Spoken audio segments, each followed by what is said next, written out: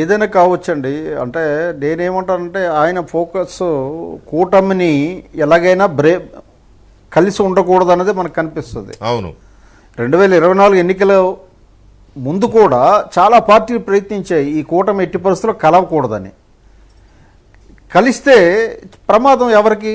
Affected party ఎవరు? కాంగ్రెస్ వాళ్ళే. అవును.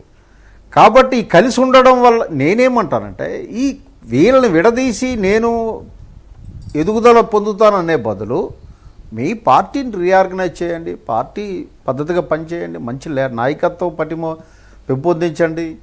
మీరు అది మానేసి ఏదో ఉత్తరాంధ్రలో సామెత ఉంటుందండి, ఓ పొలం మధ్యలో పెద్ద సొరంగం ఏర్పడిపోతే గట్టు చుట్టూ రౌండ్ తిరుగుతున్నవారా అని అంటారు, నీరు ఎలా వెళ్ళిపోతుంది అని.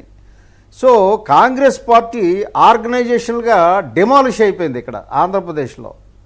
తెలంగాణలో లాస్ట్ ఎలక్షన్లో బాగానే చేసింది.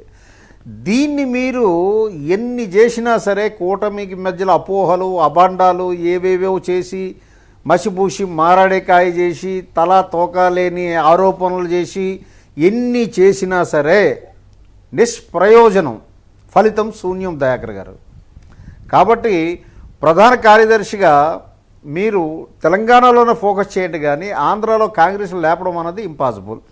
రెండవది, మీరు ఎన్ని విభేదాలు సృష్టించాలనుకుంటే అంత మేము గట్టిపడతామండి, కూటమి అంత గట్టిపడతాం. ఎందుకంటే కూటమి అన్నది పార్టీల మధ్య అవగాహన పార్టీలతో ముడిపడి లేదు.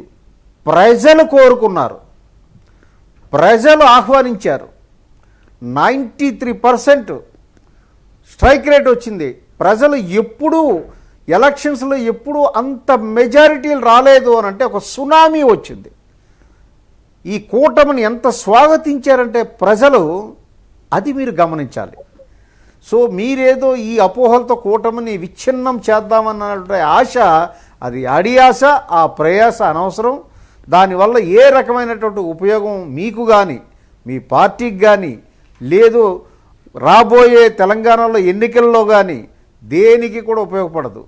కాబట్టి ఇలాంటి ఎత్తుగడల కంటే మీ పార్టీ మీద ఫోకస్ చేయండి, మీ పార్టీని ఎలా డెవలప్ చేసుకోవాలన్న రాజకీయ పార్టీలు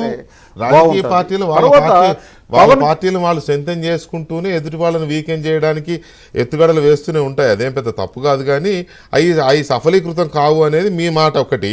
రెండోది, ఇంకో పాయింట్ ఏమడుగుతానంటే నేను శేఖర్ గారు సనాతన ధర్మ గురించి పవన్ కళ్యాణ్ గారు ఎత్తుకున్నారు అన్నారు. సనాతన ధర్మాన్ని అర్థం చేసుకోవడం, దాన్ని ప్రచారం చేయడంలోన ఒక రాంగ్ నోషన్ ఉందండి. సనాతన ధర్మ అంటే మనువాదం అని ప్రచారం అవుతుంటుంది, చాలామంది చేస్తున్నారు. అది కరెక్ట్ కాదండి. హిందూయిజంలో గతంలో జరిగే అనర్థకాల నుంచే భక్తి మూవ్మెంట్ వచ్చింది. అలాగే ఇస్లాంలో జరిగే అనర్థకాల నుంచే రీఆర్గనైజేషన్ కూడా సూఫీ మూవ్మెంట్ వచ్చింది. ఇందులోంచి వచ్చిన ఎసెన్స్ అంతా కూడా సనాతన ధర్మం కింద వస్తుందండి. రైట్. అంటే హిందూ ధర్మాలో ఒక పాయింట్, జస్ట్ స్మాల్ 1 సెకండ్ అండి. హిందూ ధర్మాలో ఏం మాట్లాడితే నువ్వు ఎదుటివాడు ఏం మాట్లాడితే నువ్వు బాధపడతావో ఆ రకంగా ఎదుటివాడితో మాట్లాడకు అంటుంది. దానికి మతం ఎక్కడుందండి? కాబట్టి అర్థం చేసుకోవడంలో పొరపడుతున్నారు. కానీ సనాతన ధర్మ ఈజ్ ఈరోజు అవసరం. It is a code of conduct. ప్రజలు జీవన విధానానికి అది అద్భుతమైనటువంటి దివ్య ఔషధం అండి. ఇకపోతే చిరంజీవి గారి విషయంలో అంటారు, ఆయన పవన్ కళ్యాణ్ గారికి